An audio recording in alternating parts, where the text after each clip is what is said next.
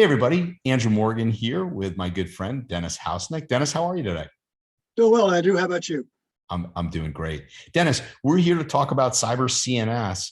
I help the team with their go-to-market strategy. And as the CTO of Watsec, Dennis, you've been with this journey since Alpha Code and have had a significant input into helping the team design and build the platform specifically for MSPs and MSSPs. Dennis, tell us a little bit about yourself, Watsec, and we'll get right on into it here.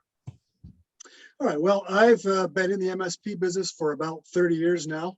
I've spent the last 15 years focusing on vulnerability management with a number of companies, most recently since about 2010 with Watsec Cyber Risk Management. I'm currently the CTO and love this product. Dennis, so speaking of this product, it's, as I said, purpose-built for MSPs to do both pre-sales assessments that they commonly do these days, looking at vulnerabilities, looking at risks around Active Directory and other things, as well as being able to do continuous monitoring, vulnerability scanning, and checks and balances with their RMM tools. A lot of the insurance providers now with their questionnaires are demanding application vulnerabilities, internal, external scans. So with that, as an MSP, what they want to know right away before we even get into the application is, is this thing purpose built for me? So Dennis, why don't we start off with the top there and talk to us about, is this purpose built for an MSP? Yes. First of all, the first question a lot of MSPs want to know is it multi-tenant? And the answer is yes. Right up at the top here, we have a drop-down list, and we can select from any number of companies that we want to look at. Perfect, Dennis. Next thing MSPs always ask on the trade show floor when they're looking at a new solution, hey, is it integrated with my PSA? I use this for messaging. I want to do automated reports. Talk to us a little about that. On the screen here, we can see a list of the integrations that are available. All of the major PSA tools are there, so you can integrate with those. Also for reporting purposes, Teams, Slack, Jira, and also generic webhooks. So lots of opportunities to integrate with other tools. Yeah, and then they say, okay, so you're integrating with my, let's say, Autotask, my ConnectWise. What does that mean? So like, talk to us a little about notification rules, because for you, so there's some really important things that when you want to know about something, like talk to us about those high risk things that you want to be notified about. Well, there are kind of two levels of notification. At the company level, I want to know about events that affect the operation of my company and the way I'm using the tool. But also, just as importantly, I want to know about events that take place in the client environment.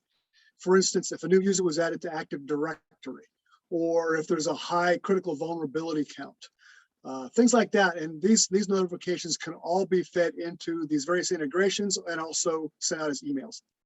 Yeah, well, really well said. Dennis, branding, can they, not that you have to go in and show where, but can this be branded for the MSP so that, if they're co-managing an environment and their, IT team that they're co-managing with comes in, they see logos that are meaningful to them? Yeah, the logo there in the upper left can be replaced with the company logo. The login logo is brandable. The reports are brandable. It's really brandable pretty much across the product. Yeah, and we're going to get into reports a little bit before we're done here today, because obviously, as an MSP, you want to be able to either in an assessment, again, show quote unquote what risks might be out there and why they might want to engage you as an MSP. If you're doing, like I said, continuous monitoring, here's all the things that you're paying for our vulnerability management. So we'll get into reporting, and that's obviously critical. Dennis, a few other things we'll point out. One of them, not that you need to click in there, but talk to us about, you do a lot with co-managed, if you will. So talk to us about the hierarchy, commonly known as roles and role access-based security, and the importance of that for MSPs and a company like yours. Yeah, the product allows you to set up multiple roles, ranging from read-only to full access.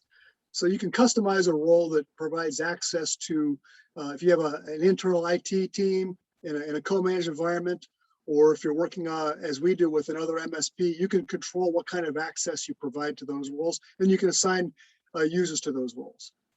Fantastic. So last few things I'm going to say here, and then I'm going to let you drive a little bit, setting up a new company and talking through it. But things that MSPs probably want to know about are, for example, does it do internal scans? Yes. Does it do external scans? Yes. Again, I said it before, but I'll say it again. Can I use this tool in a pre-sales assessment? Sure. Can I also move those customers to continuous monitoring and do vulnerability management? The answer is yes. So Dennis, let's get on into it here. Talk to us about setting up a new customer. What happens? Is it difficult? We have clients that have historically, on-prem networks, but obviously, with COVID, it shifted literally everything, right? Where we have a remote workforce, those users off the network, they have vulnerabilities. We got to maintain and track those as well. So talk to us and walk us through that. Installation and setup of a new client is extremely easy. If I just click on new company here,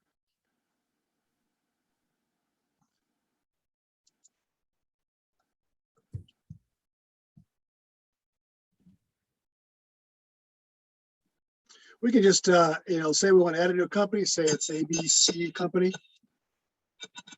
By the way, if you're using a PSA, you can also bring in companies from your PSA tool. But basically, all we need to do is we add name of the company, a description, a little bit of information. You can put tags in if you use tagging to help identify things. And basically, I'm going to go back to this screen, which shows you what the actual setup looks like. Basically, right. I was just going to say, Dennis, that tag, I'm glad you brought that tagging, because a lot of times for companies, maybe they focus on verticals, right? That have compliance. And we're going to talk about compliance coming up here. Yeah. So to deploy the agent, you can deploy it as a probe. A probe basically scans the network that it sits on and does asset discovery scanning, or you can deploy what's called a lightweight agent. A lightweight agent is for those off-network devices that are not able to be scanned from a local network. It sits on the device and scans that device only. So you can choose to deploy a probe or a lightweight agent. Once you do that, it basically gives you this little PowerShell script.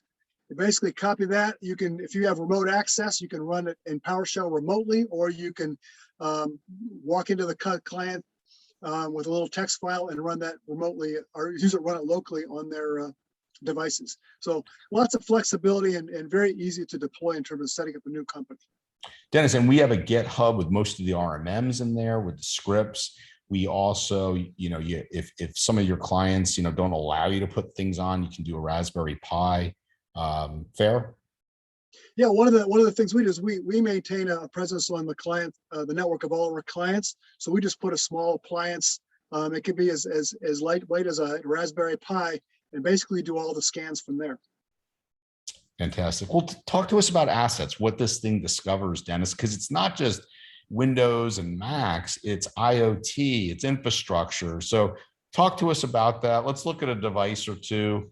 What's important to you here? Well, let's start with the high level view. And this is the demo environment with just a small number of devices. But this is a grid view. It shows all the devices. You can actually select the columns that you want to see. There's some additional information that we don't need to show here. But as Andrew said, you're scanning the entire network. It uses not just ICMP, but a number of other protocols, port scans to discover all the devices on the network. Dennis, before you leave that page, actually, if you go down there to items page per view page, I think there's a lot more assets there. And then you can even, filter based on asset type and things of that nature as well. Yeah, you can do a search. You can sort by manufacturer, operating system, IP address, host name. Lots of flexibility here in terms of being able to understand what assets are on the environment, and you can also export this as a Excel spreadsheet. Yeah, great checks and balances. Talk to us about trust but verify for your RMM tool, Dennis, because we've heard that before. Oh, I deployed CyberCNS and you're wrong. You're saying I didn't patch this. What do you say to those types of comments? I've used probably just about every patch management tool and every RMM tool that's out there at one time or another, and I can tell you, none of them is 100%. There are patches that they miss, and sometimes they'll tell you that a patch was applied when it was not actually applied. And sometimes applying a patch doesn't actually completely fix the vulnerability. So there's a difference between patch management and vulnerability management. What we're talking about here is actually looking at the vulnerabilities above and beyond just what patches have been applied. Yeah, thanks for sharing that, Dennis. Talk to us about remediation plan, because this is a big one for you. Personally, how you do your job day in and day out. Yeah, if I click on one of these devices, let's go to,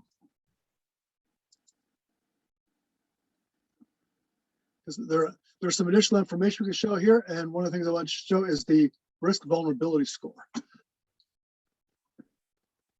Okay, so each one of these devices, there are no risk vulnerability scores in here. Here's the device where this device has been scanned, and we show a risk vulnerability score. So if we go to this device, we have a wealth of information. Up at the top, we see information about just the sort of things that you get typically from RMM tools. But if we scroll down,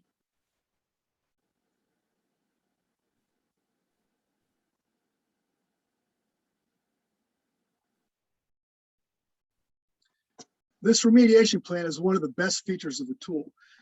If you look at vulnerability scans from almost any other vulnerability scanning tool, every vulnerability shows up as an individual line item. Let's take an example here for Mozilla Firefox. In many vulnerability management tools, these 64 vulnerabilities would show up as 64 separate vulnerabilities that need to be addressed and patched. The way they're consolidated and aggregated in this tool, it shows you that updating this one application is going to remediate 32 high-level vulnerabilities, 31 mid-level vulnerabilities, and 1 low-level vulnerability. So having things roll up in this way is tremendously valuable in terms of understanding what things will updating which applications will address which vulnerabilities and how you can prioritize those. Yeah, really well said. So let's jump more to a macro view, at a company view, and at a remediation plan. We're not going to show it, Dennis, but I'll just talk that you can actually do a remediation plan globally across all clients. So MSPs, some of them want to, it's your flavor. Some of them want tickets at a device level. Some want tickets based on company and all the assets in that company, as Dennis will point out here, the asset view that needs to be remediated. And some MSPs want to remediate across all clients for a specific vulnerability. But let's talk specifically a client here, Dennis. Yeah, this is the company view of the remediation plan, and you can see here it gives recommendations for in removing like an application that may not be something that's inconsistent with policy, maybe should be removed. But if I go over here and click on one of these, it shows actually will bring up the individual assets that are affected by that particular vulnerability. So it's a really easy way to get a good handle on where the vulnerabilities are within your environment, which devices need to be patched. Excellent. Let's jump up to compliance, because that's obviously on a lot of MSPs' minds now, looking at different frameworks. This one's defaulted to CIS. Obviously, we can click and look at the NIST standards and others that are at your fingertips. But again, Dennis, high level here, talk to us about what we're seeing. Yeah, so we can select here, and we're adding to these all the time, but we can look at these and say, yeah, I want to look at this from the perspective of HIPAA compliance, or from CIS compliance, or PCI compliance. And then over here, we can see the number of devices that are, we can set our own compliance standards that are compliant and non-compliant. And again, if we click on this, we get a listing, and we can then drill down into the details. Fantastic. Yeah. So Dennis, Active Directory, big thing. You talked about it early on about things you'd want to know about. It's a big thing that MSPs, obviously, whether it's Azure AD that we work with or just, on-prem AD, but this is a threat vector that's on your top of your radar. Yeah, so the tool also is able to scan Active Directory. And so we get a really nice high-level view here. We can see the number of users that have not logged in for the last 30 days, an important security metric. Number of computers have not logged in. And if we click on one of these, it'll take us directly down to that particular component. And this gives us all the details that we will want to see in terms of doing a quick audit of Active Directory on a regular basis. That's an important compliance item, and it's something that a lot of people, a lot of MSPs don't do frequently because it's kind of tedious to do it. This brings everything into the same dashboard with all the other information, makes it much easier. So speaking about Microsoft, let's jump to Secure Score, Dennis. We know from surveys we've done on CyberCall, MSPs know about Secure Score, but most MSPs aren't doing anything with it. What do you like about this, and what do you use it for? So this integrates directly with the APIs to tap into the Office 365 account for this client, and it gives us a baseline of a secure score, 41 out of 71. But then we can also go down and we can drill into the details and see exactly what that score is, how it's derived, and get some information on how to improve the score. Yeah. Go figure. Multi-factor is typically one where we get some low grades. Yeah. Dennis, briefly talk to us about external scans, if you would. So the external scans basically are looking at your client from the internet side of things, from the public IP address. So what we're going to do is we're going to be able to scan all of those public-facing IP addresses and assess the vulnerabilities and determine what ports are open to the outside world at those public IP addresses. Yeah, we've had firsthand, I would say, wins from MSPs using this, Dennis, where they'll get a notification that a third-party provider had somebody open up, for example, SSH or something, and not close it. Big threat vector. And get kind of a ticket on that. Your thoughts on something like that and the importance of it? Yeah, a lot of companies, if they have a credit card provider that does external scans, they may do quarterly scans of the external IP addresses, but these can be set up to do continuous scans and also to alert on changes. So, we know that the threat landscape is always changing, new vulnerabilities appear. So being able to do scans on a frequent basis and then be notified of changes is a huge benefit of the product. So we got two things to talk about, and we'll wrap this up, Dennis. Obviously, reports are a big one. Just kind of share with us that we have both standard and custom. What ones stand out to you that you use? Well, there are kind of two levels of reports here. There are some reports for the executive team, and some of them are very high level, basically some graphics and some high level metrics. Those are great for doing your QBRs, your quarterly business reviews. But then there are also detailed reports, and some of the Excel spreadsheets provide a lot of detail. And what I like about the Excel spreadsheets is you can sort them and filter them and drill down to exactly the information you're looking for. Bring us home, Dennis, with application baseline. What is application baseline? Application baseline is the ability, and I just do show something real quickly here. If we go to this is basically TeamViewer. TeamViewer is an application that a lot of us would not like to see installed on our client devices. And we all know that, if clients have the ability to do so, users will go in and they'll install that so they can access their devices remotely, basically, what we call shadow IT, or outside of the managed system. So what we do is we set a list of denied applications, and we can also set a list of mandatory applications. And what we can do there is we can generate reports that say, here are all the devices that have an application that you have listed as denied installed. So it drills down to that information. Yes, you could pull that from your RMM tool, but it'd be a lot more difficult to drill down to look through all the various reports to find that. This will actually filter that out. And then also there are certain applications you want to make sure you do have installed. Your antivirus or anti-malware, your RMM tool, maybe some other security tools or other management tools. You want to make sure that those are installed on every device that you're managing. So this will give you a list of any missing tools from any of the devices that the agents are installed on.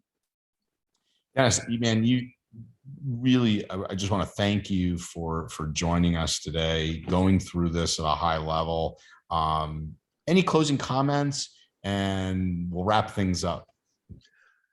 I would just say that I've worked with probably all of the major vulnerability scanning and management tools, enterprise level tools, and typically the really good tools, and I won't mention any names, but they were basically built for enterprise use. And then sometimes they came by and said, well, let's find a way to scale this down to make it more usable for MSPs. This is a purpose-built product. It was built from the ground up with a tremendous amount of input from quite a number of MSPs. And it has been a process, as Andrew said, for probably almost a year and a half now. It's been weekly meetings of saying, this is the way the tool that we would want to have will work. And so it's really been quite a journey, but I think we've put together something that brings together a tremendous amount of functionality and is really an incredibly useful tool for MSPs.